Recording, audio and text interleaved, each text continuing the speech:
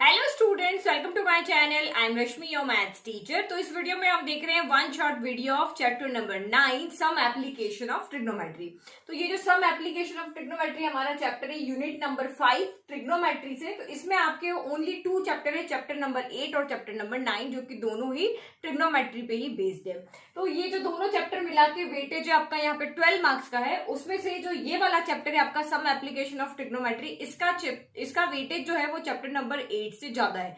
Identity वाले chapter से इसका वेटेज यहाँ पे ज्यादा है, क्योंकि उसमें से आपका कुछ पोर्शन डिलीट हुआ है, लेकिन इसमें से आपका कोई भी पार्ट डिलीट नहीं हुआ है। तो मीन्स ये चैप्टर आपको पूरा का पूरा पढ़ना है, और ये इंपॉर्टेंट चैप्टर है क्योंकि इसमें से 5 मार्क्स के क्वेश्चन आने के चांसेस सबसे ज्यादा है। और दोनों के लिए, बेसिक के लिए भी और स्टैंडर्ड के लिए, दोनों के लिए इसमें से 5 मार्क का क्वेश्चन आ सकता है एग्जाम में। तो स्टैंडर्ड अगर हम सैंपल पेपर को देखते हैं तो स्टैंडर्ड के लिए 8 मार्क्स के क्वेश्चन आए थे और बेसिक के लिए 7 मार्क्स के क्वेश्चन आए थे। तो ये जो 8 मार्क्स का आपका क्वेश्चन है, एक क्वेश्चन 3 मार्क का था, एक क्वेश्चन 5 मार्क का था। और बेसिक वालों के लिए एक क्वेश्चन 5 मार्क का था और 2 क्वेश्चन यहाँ पे 1 मार्क के थे। तो अप्रोक्स इसके बराबर रहना है या इससे एक नंबर ऊपर नीचे आपका हो सकता है। तो इस तरह से इसमें से क्वेश्चन आएंगे, तो इसका वेटेज लेकिन उस वाले चैप्टर से ज्यादा ही रहेगा। अगर हम 12 मार्क्स में से देखें तो इसमें से आपके ज्यादा मार्क्स के क्वेश्चन आएंगे कंपैरिजन टू चैप्टर नंबर 8 में से देखते हैं। तो कोई सिलेबस डिलीट हुआ नहीं है, एक एक्सरसाइज का चैप्टर है, तो आप इसको अच्छे से सॉल्व करना, सारे एग्जांपल्स अच्छे से देखना, क्योंकि इसमें से आपका 5 मार्क का क्वेश्चन आएगा ही आएगा। मतलब 95% चांस है कि इस चैप्टर में से एक 5 मार्क का क्वेश्चन आपका जरूर आएगा। तो इसमें से टाइप्स ऑफ क्वेश्चन कैसे बनेंगे, एक क्वेश्चन आपका बनेगा एंगल ऑफ एलिवेशन पे, तो एंगल ऑफ एलिवेशन से रिलेटेड आपका क्वेश्चन बनेगा। एक यहाँ पे एंगल ऑफ डिप्रेशन से रिलेटेड आपका क्वेश्चन बनेगा, या कोई क्वेश्चन ऐसे होंगे जिसमें एंगल ऑफ एलिवेशन भी होगा और एंगल ऑफ डिप्रेशन भी होगा। तो ये 3 टाइप्स के क्वेश्चन यहाँ पे बनते हैं। तो ये चैप्टर बच्चों को क्यों टफ लगता है, क्योंकि उनको फिगर बनाना नहीं आता है। क्योंकि अगर आपने ट्राइंगल कंप्लीट कर लिया ना, तो फिर सॉल्यूशन सबका सेम है। वही आपको एक साइड दी होगी, एक एंगल दिया होगा, वही आपको ट्रिग्नोमेट्रिक रेशियो लगाना है और उसको सॉल्व कर लेना है। लेकिन सबसे जरूरी है फिगर बनाना। तो फिगर की प्रैक्टिस आप अच्छे से करो, क्वेश्चन को अच्छे से पढ़ो। या तो एंगल ऑफ एलिवेशन बनेगा या एंगल ऑफ आपका डिप्रेशन बनेगा, 2 ही तरह के वहां पे एंगल बनते हैं। तो ये चीज आप यहाँ पे इसमें प्रैक्टिस से ही आपको समझ में आएगा कि कैसे क्वेश्चंस हैं और इन क्वेश्चन से कैसे फिगर बनते हैं। अब देखो, सबसे पहले एंगल ऑफ एलिवेशन क्या होता है। तो एंगल ऑफ एलिवेशन, ये हमारा जो एंगल ऑफ एलिवेशन होता है, ये लाइन ऑफ साइट और हॉरिजॉन्टल लेवल के बीच में होता है। कोई भी एंगल बनाने के लिए 2 साइड्स हमें चाहिए होती है। तो एक साइड, लाइन ऑफ साइट, वो होती है जिसको हम ऑब्जेक्ट को जब देख रहे हैं, ये हमारी आई है, मतलब ऑब्जर्वर आपका कहां पर है, इस जगह पे आपका कौन है, ऑब्जर्वर है। ठीक है, ऑब्जर्वर यहाँ है और ये स्काइट को देख रहा है। तो ऑब्जर्वर की आई से इस ऑब्जेक्ट के बीच में जो लाइन होती है उसको हम लाइन ऑफ साइट कहते हैं। और कोई भी एंगल बनाने के लिए हॉरिजॉन्टल लेवल आपका चाहिए होता है। तो हॉरिजॉन्टल लेवल हमारा ये ग्राउंड के पैरेलल होता है। तो ये हॉरिजॉन्टल लेवल हो गया, लाइन ऑफ साइट हो गया। अब हम इसको जिस भी एंगल से देख रहे हैं वो हमारा एंगल ऑफ एलिवेशन होता है। तो जब हम नीचे से ऊपर की तरफ देखते हैं तो हमारा एंगल ऑफ एलिवेशन होता है। जब हम नीचे खड़े हुए हैं और ऑब्जेक्ट हमारा हमसे ऊपर की हाइट पर है तो एंगल ऑफ क्या होता है, एलिवेशन होता है। और जब हम ऊपर खड़े हैं और ऑब्जेक्ट हमारा नीचे है तब एंगल ऑफ डिप्रेशन होता है। तो इसमें हॉरिजॉन्टल लेवल नीचे होता है, इसमें हॉरिजॉन्टल लेवल आपका कहाँ होता है, ऊपर होता है। और लाइन ऑफ साइट आपकी हमेशा यहाँ से आपकी आई से लेकर के ऑब्जेक्ट के बीच में जो लाइन होती है वो आपकी लाइन ऑफ साइट होती है। और ये हॉरिजॉन्टल लेवल अब आपका ऊपर आ गया, तो ये भी आपका ग्राउंड के पैरेलल ही होता है। तो इनके बीच में जो आपका बनने वाला एंगल है वो आपका एंगल ऑफ डिप्रेशन कहलाता है। तो ये 2 एंगल हमारे हो गए। और जब हम क्वेश्चन को सॉल्व करते हैं तो हम हमेशा एंगल ऑफ डिप्रेशन को एंगल ऑफ एलिवेशन बना करके क्वेश्चन सॉल्व करते हैं। जैसे कि ये वाला आप यहाँ पे देखो, ये हम यहाँ पे ये एंगल ऑफ डिप्रेशन है ना, तो इसको हम यहाँ पे इस तरह से ट्राइंगल कंप्लीट कर लिया। तो ये एंगल तो आपका यहाँ पे 90 डिग्री ही होगा। एक सेकेंड, ये इस तरह से, ठीक है, ये हमने ये एंगल ऑफ डिप्रेशन को इस तरह से बना दिया। हॉरिजॉन्टल लेवल के ये पैरेलल हो गया। ये एंगल तो हमें पता है 90 डिग्री होता है। ग्राउंड के साथ में अगर आप खड़े हो तो 90 डिग्री का एंगल ही बनाओगे ना। तो और ये साइड हॉरिजॉन्टल लेवल है, ये भी हॉरिजॉन्टल लेवल है। ये दोनों लाइन आपस में क्या होती है, पैरेलल होती है। तो ये और ये ट्रांसवर्सल हो गया, तो ऑल्टरनेट एंगल्स इक्वल होते हैं। तो ये एंगल ऑफ डिप्रेशन हमेशा एंगल ऑफ एलिवेशन के इक्वल होता है। तो जब भी आप एंगल ऑफ डिप्रेशन के क्वेश्चन करते हो तो हम उसको हमेशा एंगल को नीचे की तरफ लेके आते हैं इस ट्राइंगल पे। हम इस ट्राइंगल से क्वेश्चन को नहीं सॉल्व करते हैं, हम ये जो ट्राइंगल हमारे यहाँ पे बनाया उससे क्वेश्चन को सॉल्व करते हैं। तो ये जो एंगल ऑफ डिप्रेशन यहाँ बन रहा है उसको हम नीचे लेकर के आते हैं और फिर इस ट्राइंगल से हम यहाँ पे क्वेश्चंस को सॉल्व करते हैं। तो अब इससे रिलेटेड कुछ क्वेश्चंस देख लेते हैं। बुक में से कौन से क्वेश्चन इंपॉर्टेंट है, मैं फिर से कह रही हूँ एनसीईआरटी बुक के सारे एग्जाम्पल बहुत इंपॉर्टेंट है, तो एग्जाम्पल आपको एक भी नहीं छोड़ना है, सारे एग्जाम्पल आपको करके जाने हैं। फिर इसमें से बुक में से आपके कौन से क्वेश्चन इंपॉर्टेंट है और इसमें से 1 मार्क 2 3 5 मार्क के किस तरह के क्वेश्चंस बनते हैं, क्योंकि 4 मार्क का क्वेश्चन आपका केस बेस्ड क्वेश्चन में से आएगा। तो केस बेस्ड तो मैं आपको सारे बता चुकी हूँ। अब बचे हुए जो क्वेश्चंस हैं वो हम यहाँ देखेंगे, जो है हमारे 1 2 3 और 5 मार्क के क्वेश्चन। तो बुक में से भी देखेंगे, लास्ट ईयर के क्वेश्चन में से भी देखेंगे कि किस तरह के क्वेश्चन इस चैप्टर में से आते हैं। तो नाउ बुक देख लेते हैं जल्दी से। तो सबसे पहले एनसीईआरटी बुक में से देख लेते हैं हमें कौन कौन से क्वेश्चन करने हैं। तो इंट्रोडक्शन तो मैंने आपको पूरा समझा ही दिया है, एंगल ऑफ एलिवेशन क्या होता है, एंगल ऑफ आपका डिप्रेशन क्या होता है। तो एक चीज आप यहाँ पे याद रखना, 1 मार्क का जब भी क्वेश्चन आता है तो जब भी आप हॉरिजॉन्टल लेवल से ऊपर की तरफ देखते हो तो एंगल ऑफ एलिवेशन बनता है, हॉरिजॉन्टल लेवल से नीचे की तरफ देखते हो तो एंगल ऑफ डिप्रेशन बनता है। ठीक है, फिर सारे एग्जाम्पल्स आपको करने, वो मैंने एवरी चैप्टर के लिए कहा है कि सारे चैप्टर्स के एग्जाम्पल आपको करने हैं, एक भी एग्जाम्पल आपको छोड़ के नहीं जाना, सारे एग्जाम्पल्स आपको अच्छे से प्रैक्टिस करके जाने हैं।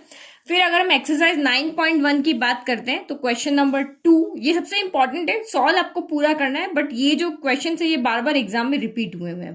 तो 2 हो गया, देन आपका यहाँ पे 6 9 10 13 और ये 14 15 16। तो ये क्वेश्चंस आपको बहुत अच्छे से प्रैक्टिस करके जाना है, सॉल्व तो सारे ही करने, बट ये क्वेश्चंस को आप बिल्कुल मत छोड़ना, ये आपको अच्छे से सॉल्व करने आने चाहिए। ओके, तो ये हो गए हमारे एनसीईआरटी बुक के क्वेश्चंस। अब हम देखते हैं लास्ट ईयर्स के क्वेश्चन, जिसमें कि 1 मार्क 2 मार्क 3 4 का तो आपका केस बेस्ड क्वेश्चन में सॉल्व कराई चुकी हूँ। इस चैप्टर में से बहुत सारे केस बेस्ड क्वेश्चन बनते हैं और एक आपका 5 मार्क का क्वेश्चन भी इस चैप्टर में से बनेगा ही बनेगा। स्टैंडर्ड वालों के लिए और बेसिक दोनों के लिए इस चैप्टर में से एक क्वेश्चन आपका जरूर बनेगा।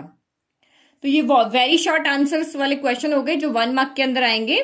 तो इस चैप्टर के अंदर सॉल्यूशन इतनी बड़ी बात नहीं है जितना कि फिगर बनाना बड़ी बात है। अगर आपको फिगर बनाना समझ में आ गया ना तो सॉल्यूशन तो बहुत सिंपल है, एक साइड दी होगी, एक आपको एंगल दिया होगा और जो आपको फाइंड करना वो आप फाइंड कर सकते हो। तो if the length of the ladder placed against a wall is twice the distance between the foot of the ladder and the wall. तो आपको यहाँ पे क्या है कि जो लैडर है, लैडर की जो लेंथ है, तो लैडर हमेशा हम कभी स्ट्रेट रखते हैं, लैडर हमेशा इस तरह से झुका के रखते हैं ना। तो ये आपकी वॉल हो गई और हमने इस तरह से यहाँ पे लैडर रखी हुई है। तो उसने यहाँ पे क्या कहा है, the length of the ladder, इस लैडर की जो लेंथ है जो कि हमने यहाँ पे कैसे रखी है, यहाँ पे वॉल के अगेंस्ट रखी है, प्लेस अगेंस्ट वॉल, वो twice the distance between the foot of the ladder and the wall. तो इस लैडर की जो लेंथ है वो इस लैडर का जो यहाँ पे फुट है उसकी इस वॉल से जितनी डिस्टेंस है उसकी डबल इसकी लेंथ है।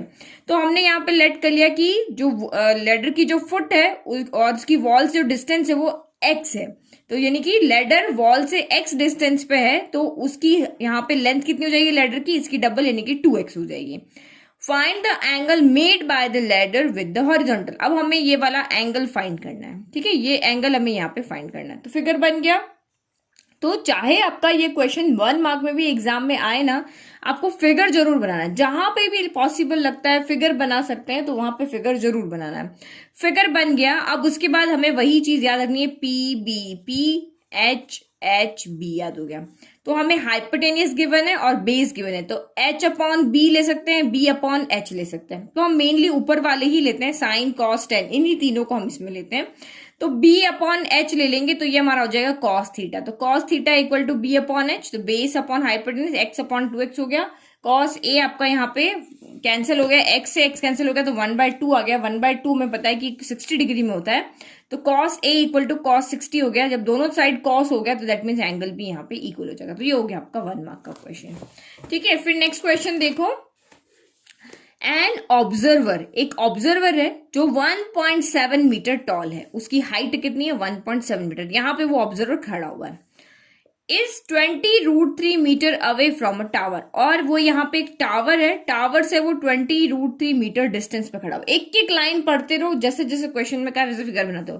पहले 1.7 मीटर का कोई ऑब्जर्वर बना दिया, फिर आपको कहा कि ये एक टावर है, उससे ये 20√3 मीटर डिस्टेंस पे, तो ये ऑब्जर्वर बना दिया, ये हमने टावर बना दिया, दोनों के बीच में डिस्टेंस लिया। The angle of elevation from the eye of an observer on the top of a tower is 30 degree. अब वो ऑब्जर्वर है वो कहां से देखेगा? अपनी आईज से देखेगा, और आईज कहाँ होती है? हेड पे होती है, तो हेड से एंगल ऑफ एलिवेशन बनेगा, ना कि यहां से। ठीक है, तो ये यहां से एंगल ऑफ एलिवेशन बनेगा। एंगल ऑफ एलिवेशन बनने के लिए एक लाइन ऑफ साइट चाहिए होती है, एक हॉरिजॉन्टल लेवल चाहिए होता है।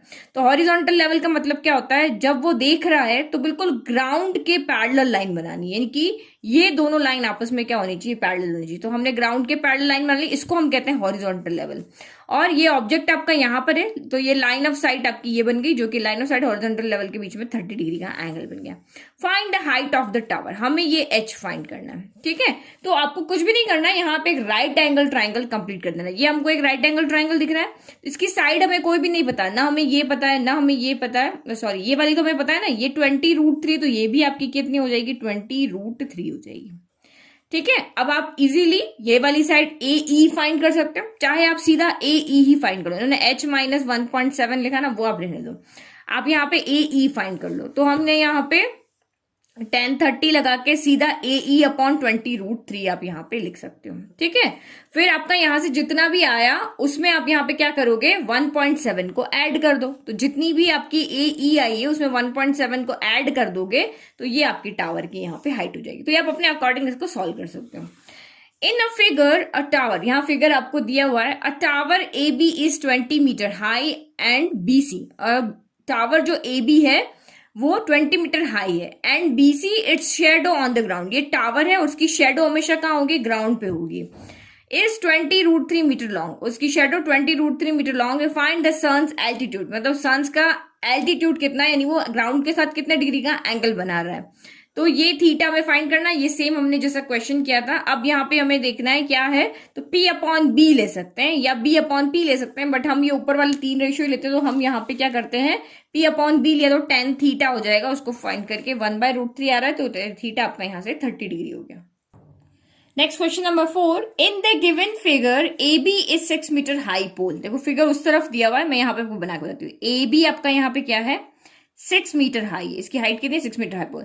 And DC is a ladder inclined at an angle of 60 degree to the horizontal and reaches up to point D of the pole. अब यहाँ पे क्या रखा है? एक लैडर इस तरह से रखी हुई है, और यहाँ पे ये डी पॉइंट तक जा रही है। ये नहीं कहा कि ये ए तक जा रही है, डी पॉइंट तक जा रही है, तो हमने ये यहां से इसको ज्वाइन कर दिया। इफ AD इक्वल टू 2.54, ये AD हमें यहाँ पे दिया हुआ है 2.54, ये हमें 6 दिया हुआ था टोटल, AB 6 था, ये 2.54 है, तो हम इसमें से 6 में से 2.54 को सब्ट्रैक्ट कर देंगे, तो ये D भी आ जाएगा, तो ये आपका आएगा 3.46 आ जाएगा।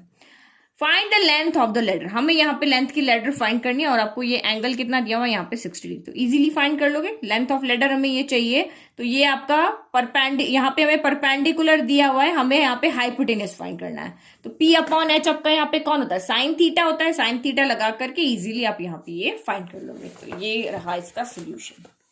ठीक है, ये साइन थीटा लगा के हमने इसको सॉल्व कर लिया। नेक्स्ट देखो, if the angles of elevation of the top of a tower. अब देखो यार, जब भी यहाँ पे 2 एंगल आते हैं ना, तो यहाँ पे सबसे बड़ा कंफ्यूजन होता है कि कौन सा एंगल हमें कहाँ पे लगाना है। क्वेश्चन में दिया नहीं होता है, आपको देखना होता है। अगर आपने सही से प्रैक्टिस किया तो आप इजीली आंसर लिख सकोगे। If the angles of elevation of the top of a tower from 2 point distance A and B where A is greater than B from its foot and in the same straight line from it are respectively 30 degree and 60 degree. आपको यहाँ पे क्या कहा? एक tower है, तो angle of elevation बन रहा है। एंगल ऑफ एलिवेशन बन रहा है, इसका मतलब आप यहां से देख रहे हो, नीचे ग्राउंड से देख रहे हो, तो 2 एंगल, 2 डिस्टेंस के ऊपर कोई भी खड़ा हुआ है ऑब्जर्वर, 2 ऑब्जर्वर है जो 2 डिस्टेंस पे खड़े हुए हैं, एक A डिस्टेंस, एक B डिस्टेंस है यहां से टावर के फुट से। आपको कहा A ग्रेटर देन B, तो मतलब A यहां से यहां तक हो गया और B यहां से हो गया। A बड़ा है तो ये A ले लिया, और ये हमने यहाँ पे तक B ले लिया।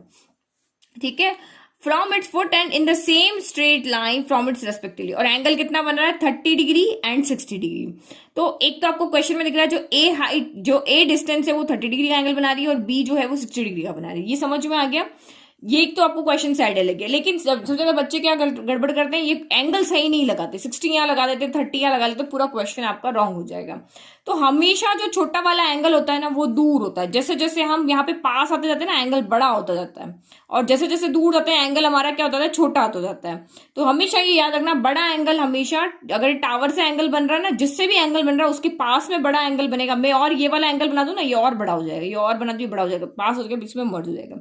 तो छोटा एंगल हमेशा दूर होता है और बड़ा एंगल हमेशा यहाँ पे पास होता है। तो find the height of the tower, हमें टावर की हाइट फाइंड करनी है। तो हमेशा जब भी कोई चीज फाइंड करनी होती है तो हमें एक कोई भी एक साइड चाहिए होती है और एक एंगल चाहिए होता है। तो यहाँ पे हमें साइड जो है वो वैल्यू की फॉर्म में नहीं है, किसी नंबर की फॉर्म में नहीं है, वो वेरिएबल की फॉर्म में है। देखो यहां से यहां तक बी है, यहां से यहां तक ए है और ये एच है, तो हमें ये एच फाइंड करना है, ए बी की फॉर्म में हमारा आंसर आएगा। तो दोनों ट्राइंगल ले लो, एक बार इस वाले ट्राइंगल में आप यहाँ पे क्या लगा दोगे, पी अपॉन बी लगा लो, ठीक है, और एक बार इस बड़े वाले ट्राइंगल में पी अपॉन बी लगा लो। तो पी अपॉन बी आपका कितना होता है, tan थीटा होता है। तो tan थीटा से दोनों आप लगा लो और दोनों को इक्वेट करके जब आप सॉल्व करोगे तो आपका आंसर यहाँ पे क्या आएगा, h जो आएगा वो √AB आएगा, ठीक है। तो इस तरह से आप इसको सॉल्व करोगे ना, तो ये चीज समझने वाली थी। एक बार हमने 10 यहाँ पे देखो, tan 30 हमने यहाँ पे लगा दिया, h अपॉन a आ गया, tan 60 आपने यहाँ पे लगा दिया। तो जब हमने इसको सॉल्व किया, tan 30 क्या होता है आपका, tan 30 आपका होता है 1/√3, तो h यहाँ से कितना आ रहा है, a/√3 आ रहा है। और जब हमने इसको यहाँ से सॉल्व किया तो h यहाँ से कितना आ रहा है, b इंटू √3 आ रहा है। तो a आपका यहाँ पे क्या हो गया, a अगर हम यहाँ, क्योंकि हमें यहाँ पे h चाहिए, तो h यहाँ से अगर मैं h की वैल्यू को यहाँ पे रख दूंगी तो हमें h थोड़ी ना मिलेगा, वो तो a b में आंसर हो जाएगा। तो इसका मतलब हमें यहाँ से क्या करने का, हमें यहाँ से h को इक्वेट नहीं करना है, हमें h की वैल्यू यहाँ पे कर फाइंड करनी है। तो इसमें इन्होंने क्या किया, a b की वैल्यू को अलग कर दिया, यानी यहाँ से हमने a की वैल्यू ले लिया, यहाँ से हमने b की वैल्यू लिख लिया और फिर इनको मल्टीप्लाई कर दिया, क्योंकि अगर हम h की वैल्यू पुट करेंगे तो h तो बचेगा ही नहीं, तो फिर सॉल्यूशन कहां से आएगा। तो हमने इस इक्वेशन में फर्स्ट इक्वेशन से a की वैल्यू फाइंड की, सेकंड इक्वेशन से b की वैल्यू फाइंड की। अब यहां से एक दूसरे की वैल्यू पुट भी नहीं कर सकते, तो इक्वेट करने का यही होता है कि लेफ्ट को लेफ्ट से, राइट को राइट से आप मल्टीप्लाई कर दो। मल्टीप्लाई करके सॉल्व किया तो आपकी यहाँ पे टावर की हाइट आ गई। समझ में आ गया। तो जिस वेरिएबल की वैल्यू हमें फाइंड करनी है, हमें यहाँ पे h की वैल्यू फाइंड करनी है, तो h को हम इक्वेट नहीं करेंगे। तो जब भी हमें जिसकी वैल्यू फाइंड करनी है उसको इक्वेट नहीं करना, तो हम हमेशा ऐसे ही करते हैं, दो इक्वेशन में से इन दोनों को लेफ्ट से और राइट को राइट से मल्टीप्लाई करके हम वैल्यू को फाइंड कर लेते हैं। Now next, the ratio of the height of a tower and the length of its shadow on the ground is √3:1। तो ratio of the height of the tower और उसकी शेडो यहाँ है, तो इनका रेशियो कितना है, √3/1। What is the angle of elevation, तो वही आप देख लो, P अपॉन बी किस में आता है, P upon B tan theta होता है। तो साइड का ये रेशियो के फॉर्म में आएगा, तो एंगल वहां से हम निकाल लेंगे, ठीक है। अब आप यहाँ पे देखो टॉपर्स अपने आंसर कैसे लिखते हैं। तो if a tower 30 metre high, तो देखो फिगर आपको यहाँ इस चैप्टर में से कोई भी क्वेश्चन आए, चाहे 1, 2, 3 या फिर आपका 5 मार्क का कोई भी क्वेश्चन इसमें से अगर आता है, तो आपको यहाँ पे फिगर जरूर बनाना है। फिगर बनाने का भी अलग से मार्किंग होती है वहां पर। तो एक टावर है 30 मीटर हाई है और शेडो हमेशा नीचे बनती है, ये भी याद रखना। कुछ बच्चे शेडो यहाँ बना लेते हैं, शेडो हमेशा ग्राउंड पे बनती है।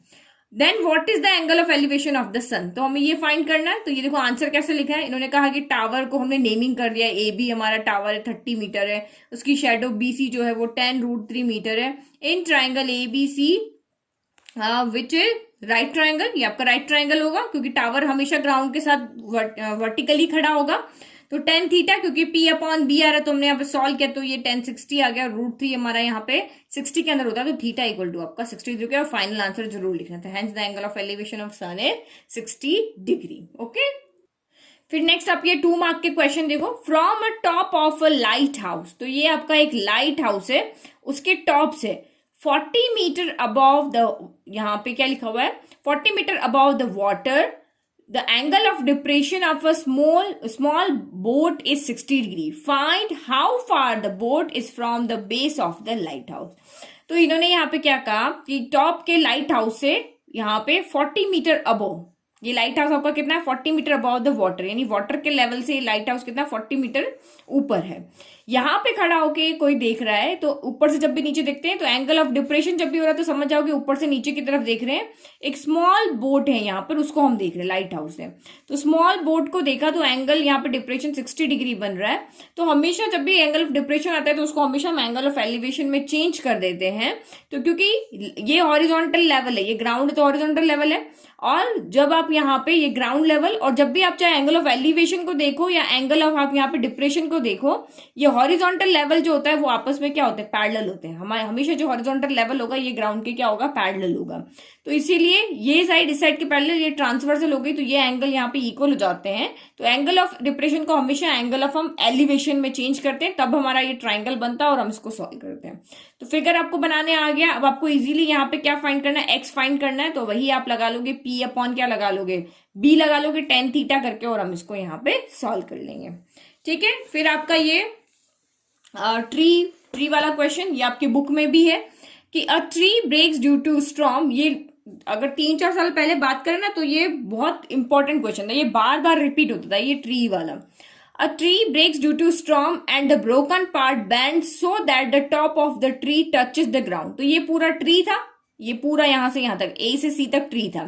तो कोई स्ट्रॉम आई और ट्री बी पॉइंट से टच करके यहां पे टच हो गया, बी पॉइंट से यहां से टूट गया और इधर चला गया। ये इस तरह से खड़ा हुआ था, ये पूरा पूरा हमारा ट्री था। फिर अब वो यहां से टूट गया, अब टूट गया तो वो ट्री हमारा ऐसे ना होके अब ये यहां पे हो गया, इस तरह से ट्री ये शेप में आ गया। समझ में आ गया। और making an angle of 30 degree. अब ये यहां से इस तरह से है ना, तो ये 30 डिग्री का एंगल यहाँ पे बना रहा है। फिगर आप अच्छे से बनाना, आपको खुद को बनाना ही है। The distance between the foot of the tree to the point where the top touches the ground is 8 metre. ये डिस्टेंस आपको दी हुई 8 metre. Find the height of the tree. तो हमें यहाँ पे ट्री की हाइट फाइंड करनी है। मीन्स हमें ये भी चाहिए और ये भी चाहिए, मीन्स कि बीसी भी हमें फाइंड करना है और हमें यहाँ पे ए बी भी फाइंड करना है, दोनों चीज हमें यहाँ पे फाइंड करनी है। तो वही हमने पूरा कंडीशन लिख दिया कि ये हमारा ए सी ट्री था, बी पॉइंट से टूट गया और ये बी डी जो है पार्ट है वो नीचे यहाँ पे टच कर रहा है। तो सबसे पहले हम यहाँ पे क्या करें, हम यहाँ पे ये साइड भी हमें फाइंड करनी है बीसी, क्योंकि ये जो ट्री का टूटा हुआ पार्ट है ये हमारा नीचे आ गया ना, तो हमें ये साइड भी चाहिए और हमें ये साइड भी चाहिए। तो एक बार ये वाली साइड फाइंड कर लो, एक बार ये वाली साइड फाइंड कर लो। अगर ये वाली साइड फाइंड करोगे तो बी अपॉन क्या हो जाएगा, आपका पी हो जाएगा। तो पी अपॉन बी ले लो तो टेन थीटा हो जाएगा। टेन 30 इक्वल टू आपका क्या हो जाएगा यहाँ पे, P upon B BC upon C D हो जाएगा। ये देखो 1030 equal to BC upon C D हो जाएगा। हमने फाइंड किया, बीसी यहां से आ गया। फिर हमें यहाँ पे, अब यहाँ पे मुझे हाइपोटेनस चाहिए तो एच अपॉन बी ले लो। एच अपॉन बी आपका यहाँ पे कॉस थीटा हो जाएगा। ठीक है, नहीं बी अपॉन एच आपका होगा, सॉरी, ठीक है, वो तो आपका सेक हो जाएगा। तो बी अपॉन एच आपका कॉस थीटा हो जाएगा, तो वही C D upon B D हो जाएगा। और उसको सॉल्व किया तो बी डी आ गया, दोनों को ऐड किया और हमारा यहाँ पे आंसर आ गया। इसमें से कुछ भी, इसमें से आपका कुछ भी चीज फाइंड करने को कह सकते हैं कि ये ओनली ये फाइंड करो, ये फाइंड करो, या पूरा ट्री की हाइट फाइंड करो, कुछ भी हमें यहाँ फाइंड करने को कह सकते हैं। Next, the tops of two towers of height x and y standing on the ground subtend the angle of 30 degree and 60 degree respectively at the center of the line joining their feet, then by find x ratio y। तो ये हमारा एक tower ये है, एक tower ये। आपको ये नहीं कहा कि वो सेम हाइट के, दोनों की हाइट आपको अलग अलग दी है, एक x हाइट का है और दूसरा y हाइट का है। ठीक है, तो दोनों यहाँ पे 30 डिग्री और 60 डिग्री का एंगल बना रहे हैं। अब इसने एक टावर को छोटा बनाया, एक यहाँ पे बड़ा बनाया, क्योंकि दोनों की हाइट यहाँ पे हमें अलग अलग दी हुई है। ठीक है, और आपको यहाँ पे क्या हुआ, ये सेंटर पॉइंट से, सेंटर पॉइंट नहीं, at the centre of the line joining their feet. तो ये जो पॉइंट है ना, ये आपका सेंटर पॉइंट है, ये वाला तो सेंटर पॉइंट है। तो इन्होंने इसको क्या कहा, बी एम बी जेड ले लिया और एम डी भी इन्होंने यहाँ पे जेड ले लिया। अब इन्होंने यहाँ पे, हमें एक्स रेशियो वाई चाहिए, तो आप यहाँ पे इजीली फाइंड कर सकते हो। एक्स की वैल्यू यहाँ इस वाले ट्रायंगल से फाइंड करो, वाई की वैल्यू यहाँ से फाइंड करो, और हमें एक्स रेशियो वाई चाहिए तो दोनों को डिवाइड कर दो। देखो यहाँ से वैल्यू एक्स की इतनी आ रही, ये आ रही है, और यहाँ से वाई की वैल्यू ये आ रही है। तो हमें एक्स रेशियो वाई चाहिए तो एक्स अपॉन वाई करके, और हमने इसको यहाँ पे सॉल्व कर लिया।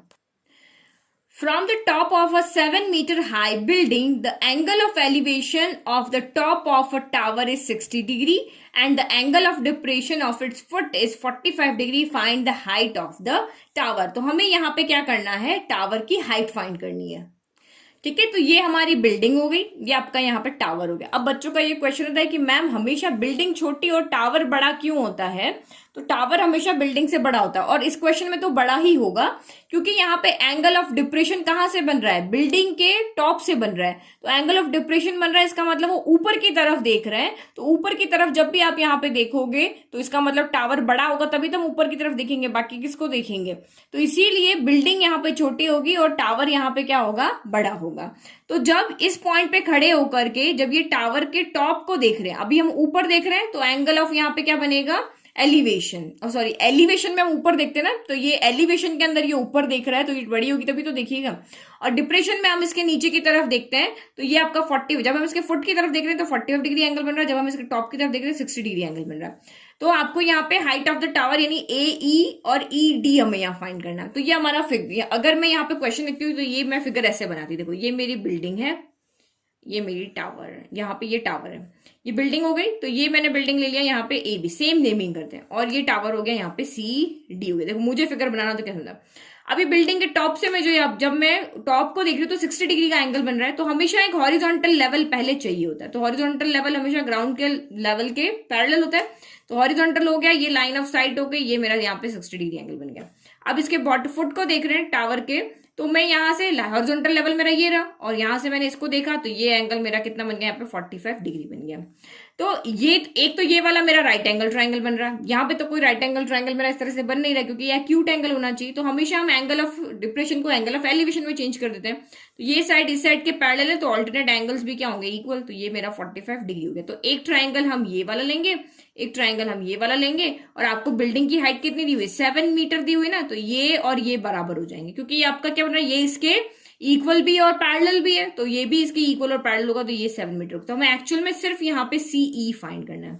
तो सीई फाइंड करने के लिए हमें यहाँ पे कौन सा ट्रायंगल चाहिए, ये वाला ट्रायंगल चाहिए। तो हमने यहाँ पे सीई लगा देना है, ठीक है। बट मैं इसमें सिर्फ सीई फाइंड कर रही हूँ, लेकिन मुझे इस ट्रायंगल में सिर्फ एक एंगल दिख रहा है, साइड कोई भी नहीं दिख रही। मुझे एक और साइड भी तो चाहिए कि अगर मुझे सीई फाइंड करना है, तो साइड हम कहां से लेकर आएंगे, इस वाले ट्रायंगल की हेल्प से, क्योंकि हमें पता है ये बीडी जो है वो एई के इक्वल है, क्योंकि ये पूरा एक आपका क्या बन रहा है, यहाँ पे एक रेक्टेंगल बन रहा है। तो रेक्टेंगल बन रहा है क्योंकि ये इसके पैरेलल है, ये इसके पैरेलल है, सामने सामने की साइड्स पैरेलल है, तो वो आपस में क्या हो जाएगी, इक्वल हो जाएगी। क्योंकि ये जो दोनों है ना, ये आपस में 90 डिग्री का एंगल, ये एंगल दोनों के बीच में कितना है, 90 डिग्री का, क्योंकि ग्राउंड के साथ ये वर्टिकली स्टैंड की हुई है। तो हमें पहले बीडी फाइंड करना पड़ेगा। तो बीडी हम इस ट्रायंगल से फाइंड करेंगे, यहाँ पे एंगल भी है और एक साइड भी है, तो बीडी जितना हुआ उतना ही हमारा एई हो जाएगा। तो इस ट्रायंगल में जैसे ही एक एंगल और एक साइड आ गई, तो ये साइड हम इजीली फाइंड कर लेंगे। तो इस तरह के सिंपल क्वेश्चंस आपके आएंगे 2 मार्क्स के अंदर। फिर नेक्स्ट आप यहाँ पे देखो 3 मार्क्स में अगर इसमें से क्वेश्चन आते तो कैसे आएंगे। A 7 meter long flag staff is fixed on the top of a tower standing on the horizontal plane. तो ये आपका यहाँ पे टावर है, एक हॉरिजॉन्टल प्लेन पे ये खड़ा हुआ है, इसके ऊपर एक यहाँ पे फ्लैग स्टाफ लगा हुआ है, एक झंडा यहाँ पे लहरा रखा है। From point on the ground, अब एक ग्राउंड पे ही, ये क्योंकि ये हमारा ग्राउंड है, ग्राउंड के ऊपर हमने एक पॉइंट ले लिया। The angle of elevation of the top and bottom of the flag staff are 60 degree and 45 degree. अब हम यहाँ पे खड़े होके एक बार इस फ्लैग स्टाफ के बॉटम को देख रहे हैं, एक बार इसके टॉप को देख रहे हैं। जब हम वहां पे टॉप को देख रहे हैं तो यहाँ पे आपका एंगल 60 डिग्री बन रहा है, जब इसके बॉटम को देख रहे हैं तो एंगल हमारा यहाँ पे 45 डिग्री है। देखो टॉप पहले आ रहा है, टॉप पे 60 डिग्री एंगल बन रहा है, फिर बॉटम बाद में आ रहा है तो उसका एंगल 45 डिग्री है। Find the height of the tower correct up to 1 place of decimal, और आपको यहाँ पे √3 की वैल्यू भी दी हुई। तो इस तरह के क्वेश्चन एग्जाम में आते हैं। तो अगर आपको यहाँ पे क्या कहा है कि अगर आपको ये नहीं लिखा होता ना कि find the height of the tower correct up to 1 place of decimal, तो आप रूट के अंदर भी वैल्यू छोड़ सकते थे, अगर आपको ये भी वैल्यू नहीं गिवन थी। जो आपका फाइनल आंसर आपके अकॉर्डिंग होता वही होता। लेकिन जब आपको यहाँ पे √3 की वैल्यू भी दी हुई, आपको कहा है कि रूट डेसिमल के बाद 1 पॉइंट तक निकालो, तो आपको वैसे ही इसका आंसर देना है जैसा क्वेश्चन में पूछा है। तो आपको हाइट ऑफ टावर चाहिए, मीन्स कि हमें यहाँ पे बी, इसका नेमिंग नहीं किया हुआ ना, तो हम इसको यहाँ पे ए ले लेते हैं, बी ले लेते हैं, बी तो आपको दिया हुआ ना, ABCD ले लेते हैं। तो एक्चुअल में हमें यहाँ पे फाइंड क्या करना है, हमें यहाँ पे ये BA फाइंड करना है। तो अगर मैं ये वाला ट्राइंगल देखती हूँ, देखो ये वाला ट्राइंगल अगर मैं देखती हूँ, तो इस ट्राइंगल में मेरे पास एंगल तो है, बट यहाँ पे साइड कोई भी नहीं कि किसी की वैल्यू हमें पता हो कि हम यहाँ पे इसको सॉल्व कर सकें। तो हम यहाँ पे क्या करेंगे, ये हमें 7 बताया ना, तो इस पूरे वाले ट्राइंगल को लेकर के हम इन XY में रिलेशन निकाल के इसको सॉल्व करेंगे। तो फर्स्ट आप यहाँ पे क्या ले लोगे, फर्स्ट में ये वाला ट्राइंगल लेती हूँ, ये 45 वाला, ये वाला जो है ना छोटा वाला triangle, A B C triangle. तो यहाँ पे P अपॉन बी लगा सकते हैं। परपेंडिकुलर हमने यहाँ पे लिया है x और बेस हमारा यहाँ पे है y, क्योंकि जब भी दो ट्राइंगल होते हैं तो कॉमन जो चीज होती है वो हमेशा बेस होता है, ये आप याद रखो। कितने भी ट्राइंगल आप यहाँ पे जाए उसमें एंगल ऑफ दो एलिवेशन हो या फिर उसमें एक एंगल ऑफ एलिवेशन हो, एक डिप्रेशन हो, हमेशा जो कॉमन होता है ना वो आपका यहाँ पे बेस होता है। अभी इससे पहले भी हमने जो क्वेश्चन नहीं किया था, अभी हमने जस्ट किया था ये वाला, जिसमें मैंने आपको फिगर बना के दिखाया था, ये वाला। तो इसमें भी हमने ये बेस दोनों का कॉमन था ना, ये फाइंड किया तो ये फाइंड हो गया। तो हमेशा बेस सबके फिगर में जब भी इस तरह से दो दो चीज एक साथ है तो उसमें बेस कॉमन होता है। तो यहाँ पे भी यही हो जाएगा। तो देखो अगर मैं इस वाले के अंदर P अपॉन बी लगाती हूँ तो 1045 degree equal to P upon B हो गया। परपेंडिकुलर कौन है आपका, x है, और बेस कितना है आपका यहाँ पे y है। तो 1045 1 equal to x upon y हो गया। तो इससे हमने क्या निकाला, x इक्वल टू हमारा y आ रहा है। इस ट्राइंगल के अकॉर्डिंग हमारा जितना ये है उतना ही है। अब इस वाले ट्राइंगल के अगर हम यहाँ पे देखते हैं तो ये भी P अपॉन बी है। तो ये आपका यहाँ पे 10 कितना हो जाएगा, 60 डिग्री हो जाएगा। 10 60 होता है आपका √3 और P अपॉन बी तो 7 प्लस x अपॉन y हो गया। अब मुझे यहाँ पे x की वैल्यू चाहिए, मुझे y की वैल्यू नहीं चाहिए। मुझे तो यहाँ पे इसकी हाइट फाइंड करने के लिए कहा है, तो मैं y की जगह यहाँ से क्या पुट कर लेती हूँ, x पुट कर लेती हूँ। तो ये √3 equal to 7 plus x upon यहाँ पे भी x हो जाएगा। अब आप इसको सॉल्व कर लो, √3 की वैल्यू पुट कर लो, तो आपका यहाँ पे क्या हो जाएगा, फाइनल आंसर आ जाएगा। समझ में आ गया? तो इस तरह से आपको यहाँ पे सॉल्व करना है। नाउ देखो एक टॉपर के आंसर का दिया हुआ एक क्वेश्चन भी है, तो 2016 का है। A man standing on the deck of a ship. एक शिप है जिसके कॉर्नर के ऊपर यहाँ पे क्या खड़ा है, एक आदमी खड़ा है। Which is 10 metre above water level. तो ये हमने लेट किया कि ये हमारा वाटर लेवल है, इसके ऊपर यहाँ पे शिप है, और शिप को इसने क्या बोला कि 10 मीटर अबव वाटर लेवल। तो वाटर लेवल जो भी है उस समुद्र का या सी का वो 10 मीटर है, और यहाँ पे वो शिप के अंदर वो आदमी खड़ा है। Observe the angle of elevation of the top of hills as 60 degree. तो वो यहाँ पे क्या कर रहा है, एक हील को देख रहा है। तो हील हमने यहाँ बना ली, ठीक है। इसके टॉप को जब वो देख रहा है तो एंगल ऑफ एलिवेशन आपका यहाँ पे बन रहा है 60 डिग्री, ठीक है। ये आपकी हील है। And the angle of depression of the base of the hill as 30 degree. अब देखो यहाँ पे क्या कंफ्यूज करने वाली बात है, यहाँ बच्चे थोड़े कंफ्यूज हो जाएंगे। कैसे? क्योंकि हील तो वाटर लेवल के ऊपर यहाँ पे देख रहा है ना, तो इसका बॉटम कहाँ तक जाएगा, बॉटम नीचे तक जाएगा। कैसे जाएगा? तो जितना यहाँ पे आपको वाटर लेवल के नीचे जो यहाँ पे ग्राउंड दिखाया है ना, उतना ही इसका भी यही होगा। ये 10 मीटर है तो ये भी ग्राउंड से 10 मीटर के वाटर लेवल से 10 मीटर नीचे ही होगा। तो ये बॉटम हो गया। इसको जब वो देख रहा है तो एंगल ऑफ डिप्रेशन यहाँ पे कितना बन रहा है, 30 डिग्री बन। तो ये आपका फिर से यहाँ पे एक रेक्टेंगल ही बनेगा, क्योंकि ये हॉरिजॉन्टल लेवल, ये हॉरिजॉन्टल लेवल, और ये दोनों ग्राउंड से, ये जो आपका शिप खड़ा है ये ग्राउंड से 10 मीटर हाई पे। तो ये भी आपका यहाँ पे क्या, अगर हम हील की बात करें तो ये भी ग्राउंड के साथ कितना 90 डिग्री का एंगल ही बनाएगी ना। तो ये भी एक रेक्टेंगल हो गया। तो ये 10 मीटर है तो ये भी आपका यहाँ पे क्या हो जाएगा, 10 मीटर हो जाएगा। Next, okay, find the distance of the hill from the ship and the height of the hill. तो हमें एक तो चीज फाइंड करनी है कि शिप की इस हील से डिस्टेंस कितनी है एंड हाइट, और हमें ये पूरी इस हील की हाइट भी यहाँ पे फाइंड करनी है। तो अब तो आप इजीली कर लोगे, जैसे मैंने आपको पहले अभी समझाया था वैसे ही हो जाएगा। यहाँ पे देखो आंसर देखते हैं, फिर उसमें मैं आपको एक्सप्लेन करती हूँ। तो सबसे पहले ये एंगल ऑफ डिप्रेशन जो है वो हमें एंगल ऑफ एलिवेशन बनाना होता है। अब बार बार समझाने की जरूरत नहीं है, तो आप समझ गए। ये इसके पैरेलल होता है तो ऑल्टरनेट एंगल्स इक्वल हो जाते हैं। अब मुझे यहाँ पे ये वाले ट्राइंगल को मैं देखती हूँ, अगर मैं इस वाले ट्राइंगल को देखती हूँ ना, तो मेरे पास यहाँ पे सिर्फ एंगल है, साइड कोई भी नहीं है। तो मैं बेस यहाँ पे कॉमन है, जो इसका बेस है वही इसका बेस होता है। ये हमेशा लॉजिक याद रखना। तो इस वाले ट्राइंगल को अगर मैं देखती हूँ, ये वाले ट्राइंगल को, 30 डिग्री वाले ट्राइंगल को, ये मेरा 30 डिग्री एंगल, तो ये 10 मीटर है। तो इसमें मेरे पास एक एंगल भी है और एक साइड भी है, तो मैं इजीली यहाँ पे क्या कर सकती हूँ, बेस को फाइंड कर सकती हूँ। तो मैंने यहाँ पे 1030 equal to P upon B लगा के उसको सॉल्व किया, तो मेरा CD यहाँ से आ गया। CD 10√3 मीटर आया। तो जितना CD है उतना ही मेरा यहाँ पे BE हो जाएगा। ये समझ में आ गया?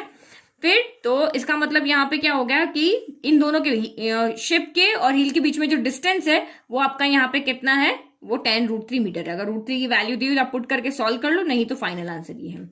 अब आपको यहाँ पे क्या कहा है कि अब आप यहाँ पे इस हील की हाइट फाइंड करो। तो टोटल हाइट कितनी हो जाएगी, ये 10 हो जाएगी, और हमें ये फाइंड करनी है। तो ये तो हम यहाँ पे फाइंड कर चुके हैं, ये 10√3। अब एक एंगल पता है, एक साइड पता है, तो हम h तो इजीली फाइंड कर सकते हैं। तो h को फाइंड करेंगे, उसमें 10 को ऐड कर देंगे, तो हमारा यहाँ पे क्या हो जाएगा, आंसर आ जाएगा। ठीक है, सिंपल। नाउ नेक्स्ट क्वेश्चन देखो, जिसमें आपको एंगल नहीं दिए होते, उस तरह के क्वेश्चन है। On a straight line passing through the foot of the tower. तो कोई भी एक टावर आप बना लो, जैसे एक क्वेश्चन पढ़ा एक टावर है, हमने एक टावर बना दिया इस तरह से, और on a straight line passing through the, इस फुट से एक स्ट्रेट लाइन यहां पे पास हो रही है। 2 points C and D are at a distance of 4 metre and 16 metre. तो दो डिस्टेंसेस C को हम यहाँ पे ले लेते हैं, ये C को हम ले लेते हैं यहाँ से 4 मीटर डिस्टेंस पे, और ये मैंने यहाँ पे D को ले लिया यहाँ से 16 मीटर की डिस्टेंस पे, जैसा क्वेश्चन में कह रहे हैं वैसे बना रहे हैं। ठीक है, फ्रॉम द फुट, इसके फुट से इसकी डिस्टेंस है। If the angle of elevation from C and D on the top of the tower are complementary. तो एंगल ऑफ एलिवेशन आ गया, मतलब ये नीचे से इस टावर के टॉप की तरफ देख रहे हैं। तो अगर जब ये यहां से एक बार यहां देख रहे हैं, एक बार यहां से यहां देख रहे हैं, यानी सी से भी वहीं देख रहे हैं, और ये, बट इनके बीच का जो एंगल है ना वो कॉम्प्लीमेंट्री, तो इसको आप थीटा ले लो। अगर एक थीटा है तो दूसरा 90 माइनस थीटा हो जाएगा, क्योंकि कॉम्प्लीमेंट्री एंगल्स वो एंगल होते हैं जिनका सम क्या होता है 90 डिग्री होता है। अब आप इन दोनों एंगल को सम करके देखो, आ रहा है ना 90, थीटा से थीटा कैंसिल हो गया, 90 बच गया। तो आप कहोगे कि मैम ये थीटा और ये 90 माइनस थीटा क्यों लिया, तो आप किसी को भी ले सकते हो, इसको थीटा ले लो, इसको 90 माइनस थीटा ले लो, उससे कोई फर्क नहीं पड़ेगा। फिर आप इसको सॉल्व कर लो पूरा, तो आपका यहाँ पे आंसर है। आपको इसकी टावर की हाइट फाइंड करनी है ना, तो हमारे पास एक साइड है बट एक एंगल नहीं है, तो एंगल नहीं है इसलिए हमें दोनों ट्रायंगल लेने पड़ेंगे। एक बार ये वाला ट्रायंगल लेंगे, एक बार ये वाला ट्रायंगल लेंगे। देखो यहाँ पे अगर मैं टेन थीटा इक्वल टू, क्योंकि मुझे ये है ना, ये इसको एच ले लेती हूँ, तो H upon 4 equal to 10 theta आ जाएगा। ये फर्स्ट इक्वेशन हो गई। फिर आपका यहाँ पे 10 90 minus theta equal to H upon 16 आ जाएगा। तो एच अपॉन 16 आपका यहाँ पे हो गया 10 90 माइनस थीटा, ये हो गया। बट हमें पता है 10 90 माइनस थीटा क्या होता है, कॉट थीटा होता है। तो cot theta equal to H upon 16 आ गया। बट अगर हम इनको इक्वेट करें, क्योंकि हमें 10 नहीं चाहिए, हमें तो एच की वैल्यू चाहिए, तो मैं कॉट को 10 में चेंज कर देती हूँ, क्योंकि कॉट थीटा मेरा क्या होता है 1/10 थीटा होता है। देखो जो भी आइडेंटिटी इसने यूज किया ना वो साइड में लिखा है। तो इसी तरह से आपको भी एग्जाम में नीट एंड क्लीन आंसर लिखना है। बिल्कुल आपको यहाँ पे बिल्कुल क्लियरली यहाँ पे एक पिक्चर बनाना है, जो भी इसके अकॉर्डिंग ड्रॉ करना है, जो भी वैल्यू आपने यहाँ पे यूज की, जो गिवन है वो सब लिखना है, और जो भी आइडेंटिटी आप ले रहे हो वो आपको साइड में मेंशन करके दिखानी है। तो ये 10 थीटा 16 बाई एच आ गया। अब दोनों के लेफ्ट इक्वल है तो दोनों के राइट इक्वल है, तो इक्वेट कर लो और आपका यहाँ पे क्या हो जाएगा, आंसर आ जाएगा। ठीक है, अब रूट में वैल्यू आ रही है तो इसने लिखा इग्नोरिंग नेगेटिव वैल्यू। हम हाइट कभी भी नेगेटिव नहीं होती है, तो इसने यहाँ पे मेंशन कर दिया कि हम नेगेटिव वैल्यू को यहाँ पे नहीं ले रहे। तो इस तरह से आपको आंसर लिखना है। लास्ट क्वेश्चन देखते हैं, जो 3rd मार्क की क्वेश्चन है उसमें, from the top of a 120 metre high tower. तो ये 120 मीटर हाई टावर है। A man observe 2 car on the opposite sides of the tower. तो यहां से एक मैन ऑब्जर्व कर रहा है टावर के ऊपर खड़ा होके कि 2 कार है और वो अपोजिट साइड्स पे, एक कार सी पॉइंट पे खड़ी, एक कार डी पॉइंट पे खड़ी है, और स्ट्रेट लाइन में, मतलब ये ग्राउंड के ऊपर खड़ी। तो ग्राउंड हमेशा क्या होता है, स्ट्रेट लाइन में होता है ना, with the base of tower with angles of depression as 60 degree and 40 degree. तो एंगल ऑफ डिप्रेशन है, मतलब ऊपर से नीचे की तरफ दिख रहा है। तो हमें पता है angle of depression angle of elevation के इक्वल होता है। ये लाइन इस लाइन के पैरेलल, तो ऑल्टरनेट एंगल्स इक्वल हो जाते हैं। Find the distance between 2 cars. तो हम इजीली इसको सॉल्व कर लेंगे। हमारे पास एक एंगल है और एक साइड है, तो सी ए फाइंड कर लेंगे। यहाँ भी एक एंगल एक साइड है, तो ए डी फाइंड कर लेंगे और दोनों को ऐड कर देंगे, तो हमारा यहाँ पे आंसर आ जाएगा। बस कैलकुलेशन मिस्टेक मत करना। अब देख रहे हैं हम यहाँ पे 5 मार्क्स के क्वेश्चन किस तरह से आएंगे। तो ये 2018 में आया हुआ क्वेश्चन है, और देखो उसको पूरे 4 मार्क में आया था ना, अभी तक के 5 मार्क के हो गए, तो उसको पूरे 4 मार्क मिले। तो किस तरह से अटेंड करना है वो भी देखो। As observe from top of 100 metre high building. आप कहां से ऑब्जर्व कर रहे हैं, इस बिल्डिंग के टॉप से ऑब्जर्व कर रहे हैं। 100 metre high light house from the sea level. As observe from the top of 100 metre, building नहीं है, हाई लाइट हाउस है, from the sea level, sea level से, वाटर के लेवल से ये 100 मीटर ऊपर एक लाइट हाउस बना हुआ है। The angle of depression of 2 ships are 30 degree and 45 degree. अब फिर से आप यही देखोगे तो छोटा एंगल यहाँ पे दूर बनेगा और बड़ा एंगल यहाँ पे पास बनेगा। आपको कहीं भी नहीं बोला कौन सा एंगल कहाँ बनेगा, तो आपको सोचना है छोटा एंगल हमेशा दूर बनता है, बड़ा एंगल पास बनता है। If one ship is exactly behind the other on the same side of the light house. अब आपको क्या कहा, 2 शिप है, आपको यहाँ पे कहा ना angle of depression of 2 ships, दोनों के एंगल ऑफ डिप्रेशन 30-45 डिग्री है, बट दोनों शिप्स जो है वो लाइट हाउस के एक ही तरफ है, अपोजिट साइड्स नहीं है। एक ही तरफ बना लिया हमने और एक के पीछे ही दूसरा है। ठीक है, तो एंगल का ध्यान रखना है। Find the distance between the 2 ships, हमें ये 2 फाइंड करना है। तो इसने इसको क्या लिख दिया, यहाँ पे डी लिख दिया। अब देखो इसने क्वेश्चन को कैसे अटेंड किया। पहले इसने पूरा फिगर बनाया, फिर इसने नेमिंग किया A B C D, यहां से तक इसने एक्स ले लिया, यहां से जो CD हमें फाइंड करना उसको D कर दिया। तो उसने कहा क्या लिखा साइड में कि AB जो है वो लाइट हाउस है, उसकी हाइट 100 मीटर है। सी जो है, सी पॉइंट है वो बोट 1 है यहाँ पे, और डी पॉइंट पे बोट 2 है। अब इसने ये भी मेंशन किया है कि एक्चुअल में हमें फाइंड क्या करना है, तो हमें यहाँ पे सी डी फाइंड करना है या फिर हमें डी फाइंड करना है। तो एक्चुअल में वो है क्या, डिस्टेंस बिटवीन टू शिप्स है। फिर इसने क्या लिखा, वी नो, हमें पता है कि tan theta, tan of angle A C B लिखा है, ठीक है, tan of angle A C B लिखा, तो वो क्या होता है हमारा अपोजिट अपॉन एडजेसेंट साइड्स होता है, वो लिख दिया, वैल्यू पुट किया, सॉल्व किया, एक्स आ गया। फिर सेम इसने यहां से यहां तक किया, तो डी प्लस एक्स करके आएगा, सॉल्व किया, तो ये आपका यहां से, क्योंकि हमें यहां से एक्स की वैल्यू मिल गई है, तो एक्स की वैल्यू को यहां से पुट किया, सॉल्व किया, ये आपका यहां से डी आ गया, 100 इंटू √2 - 1 आ गया। फिर आपको क्योंकि क्वेश्चन में सॉरी √3 - क्योंकि क्वेश्चन में आपको √3 की वैल्यू गिवन है, तो इसने यहाँ पे साइड में लिखा है कि हमें √3 की वैल्यू गिवन है, इसलिए इसने पुट करके पूरा सॉल्व किया और लास्ट में आंसर को इसमें बॉक्स में लिख दिया। तो अगर आप शुरू से अगर आपने अगर एग्जाम में आप इस तरह से आंसर को बॉक्स में लिखते जाते हो, तो अगर स्टार्टिंग के 5-10 क्वेश्चन में अगर राइट है ना, तो एक बार टीचर यहाँ पे कैलकुलेशन मिस्टेक या छोटी छोटी मिस्टेक देखना छोड़ता है। उसको पता है कि बॉक्स में मुझे आंसर मिल जाएगा, क्योंकि एग्जामिनर के पास बहुत सारी कॉपीज होती है चेक करने के लिए, तो वो फर्स्ट है, उसको लगता है कि यार इसके 10 आंसर राइट हो तो ये भी राइट होगा, और वो बॉक्स में देखना शुरू कर देगा। यहाँ आंसर राइट है तो यहाँ की छोटी मोटी चीजें भी आपकी वहां पे माइनस हो जाती है, उसके मार्क्स नहीं घटते, सीधा बॉक्स में देखा हाँ यस यही आंसर आ रहा है, और उसको पूरे मार्क्स मिल जाते हैं। तो आपका पेपर रिप्रेजेंटेशन बहुत अच्छे से होना चाहिए, क्योंकि हम वहां पे ना एग्जामिनर हमें जानता है ना हम एग्जामिनर को जानते हैं, हमारी जो आंसर शीट है उसको वो जानता है, उसी से हमें पहचानता है कि हम किस तरह के आंसर लिख रहे हैं। तो वो 5-10 आंसर चेक करने के बाद में उसको हमारे आंसर के पैटर्न पता चल जाते हैं, हम किस तरह के आंसर लिख रहे हैं, हमारा लिखने का प्रेजेंट करने का तरीका कैसा है। तो प्रेजेंटेशन बहुत ज्यादा इंपॉर्टेंट होता है। तो ये देखो 2016 में आया हुआ क्वेश्चन है, ये भी बिल्कुल वैसा ही क्वेश्चन है जैसा कि अभी हमने यहाँ पे सॉल्व किया है। ये is observe from the top of a light house 100 metre above the sea level. ये एंगल आपका यहाँ पे चेंज, वहां 30 और 45 डिग्री था ना, हाँ यहाँ पे 30 to 60 हो गया। Find the distance travel by the ship during the period of observation. तो यहां से यहां तक अगर शिप मूव हो गई तो आपको यहाँ पे सी डी फाइंड करना है। तो ये आप वैसे ही कर लोगे, सेम वैसे ही आंसर है ये। फिर नेक्स्ट आप यहाँ पे देखो, ये आपका क्वेश्चन 18-19 में आया हुआ है। A man on the top of a vertical observation tower observes a car। ये आपका बुक का क्वेश्चन है, इस तरह का क्वेश्चन आपका बुक के अंदर है, जिसके के अंदर यहाँ पे कार मूव कर रही है, तो आपको यहाँ पे टाइम दिया हुआ है। तो ये क्वेश्चन भी आप कर लेना, क्योंकि अगर जब पेपर आपका टफ आता है तो इस तरह के क्वेश्चन आएंगे, ठीक है।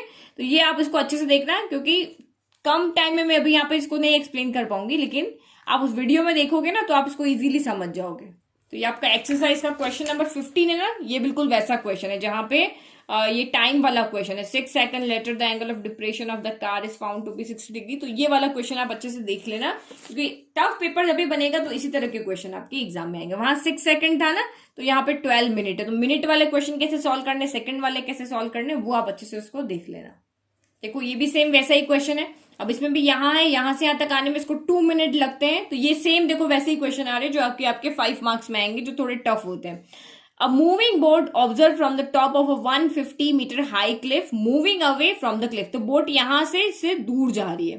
The angle of depression of the boat changes from 60 to 45। जब ये दूर जा रही है, पहले 60 डिग्री एंगल पे थी, फिर 45 पे आ गई, और अब इसको टाइम यहां से यहां तक जाने में इसको 2 मिनट लगते हैं। Find the speed of the boat. तो यहाँ पे हमें कोई साइड नहीं फाइंड करनी, हमें बोट की स्पीड फाइंड करनी है।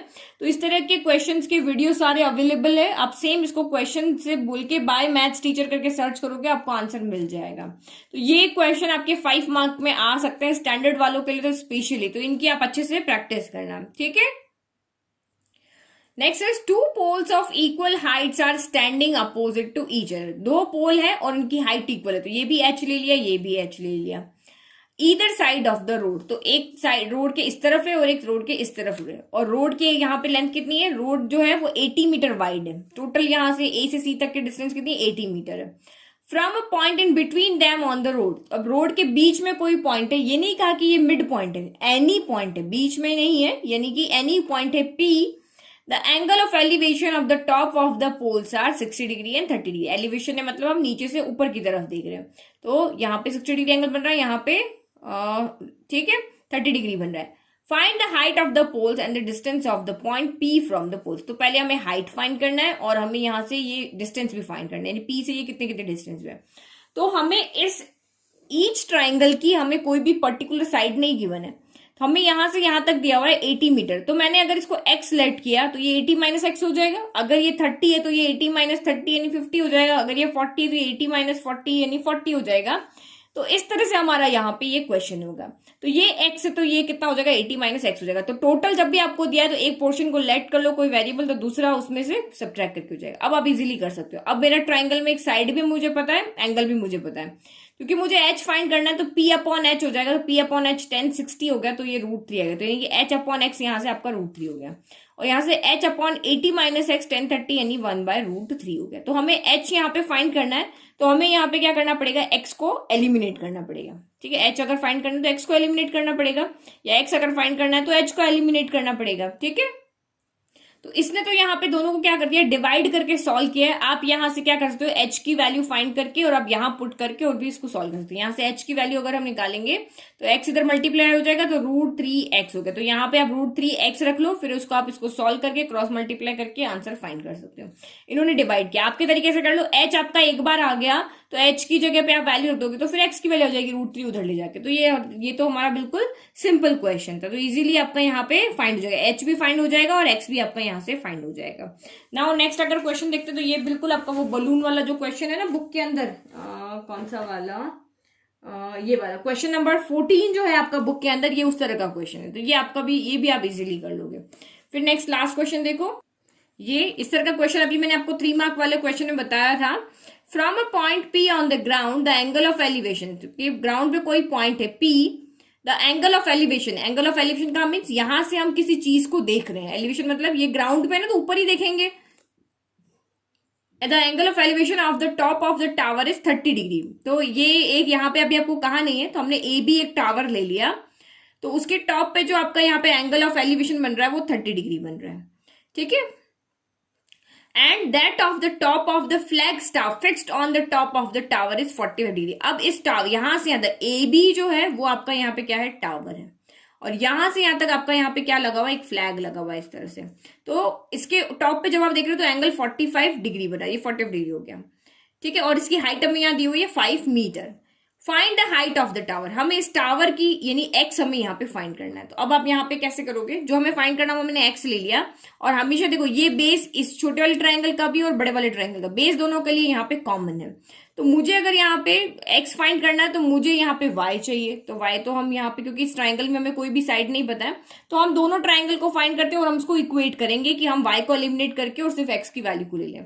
तो जब मैंने यहाँ पे छोटा वाला, यहाँ पे देखो मैं पहले वाला ACP ट्राइंगल, तो ACP ट्राइंगल में परपेंडिकुलर अपॉन बेस क्या हो गया, tan थीटा हो गया। तो थीटा कितना आ रहा है, ये बड़ा वाला 45 डिग्री, तो tan 45 डिग्री कितना हो जाएगा, 5 + x अपॉन y हो गया। तो 5 + x अपॉन y हो गया।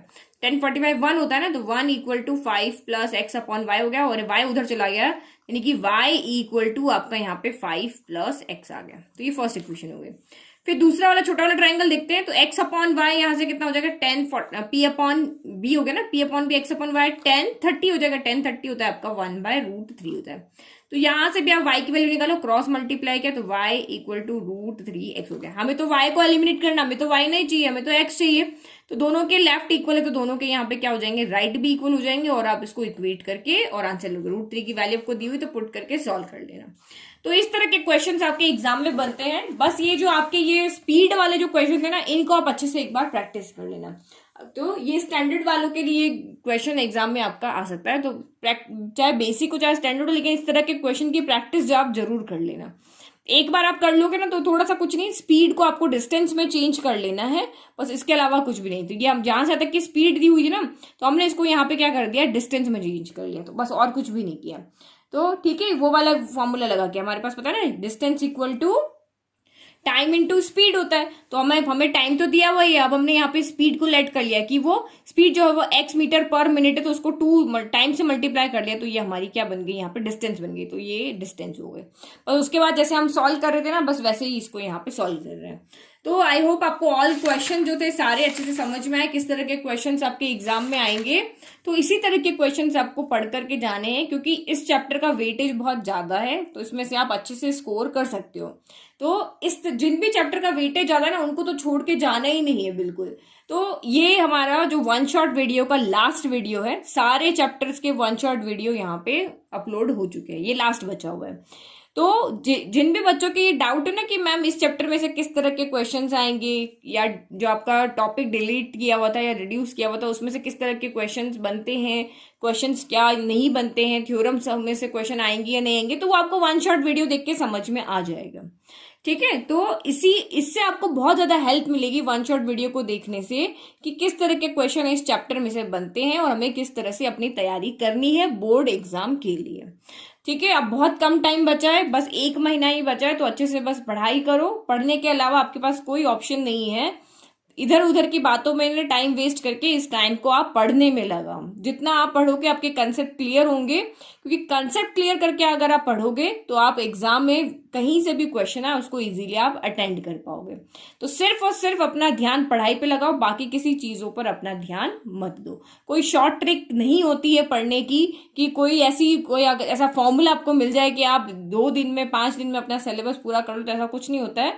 आपको अपना कंसेप्ट क्लियर करके पढ़ना ही पड़ेगा। ठीक है, तो all the best for your exam preparation. Thank you.